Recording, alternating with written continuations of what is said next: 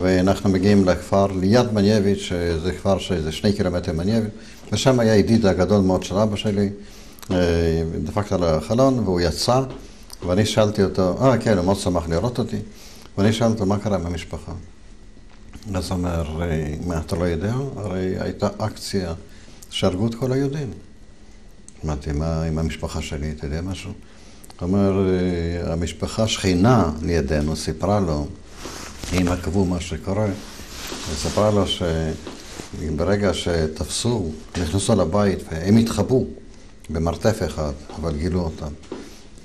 חיפשו בכל מקום וגילו אותם, כנראה שהם הרגישו שיש משהו שטח חלול, והם גילו את המרתף ולקחו אותם.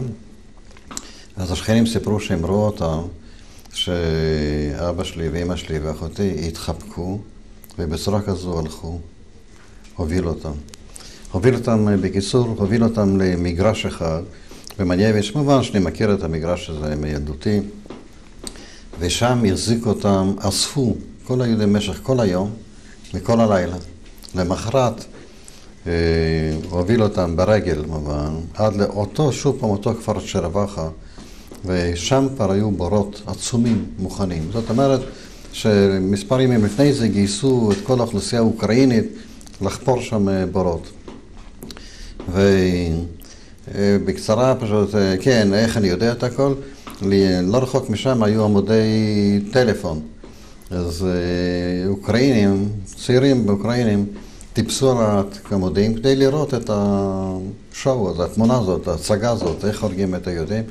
הגרמנים חילקו אותם ב3 קבוצות. קבוצה אחת חיכתה בתור, כמו בתעשייה, חיכתה. קבוצה שנייה התפשטה, וקבוצה שלישית הייתה כבר ערומה, ואז עם מכות איומות גירשו אותם לבורות, וירו בהם, ופשוט שכבה על שכבה. באחת השכבות האלה, ממש גם, לא רק ההורים ואחותי, אבל כל המשפחה שם, היו עשרות אנשים, משפחה, כולם הבורות האלה. זה הסיפור, ואז נודע לי, מאותו ידיד של אבא שלי, מה קרה עם המשפחה שלי, ומובן שאני הבנתי שאני נשארתי לבד בכל העולם. אין אף אחד. והתמונה הזאת, שאני כאילו רואה אותם, הולכים מחובקים, זה מובן, ברור שעד היום התמונה הזו רודפת אותי.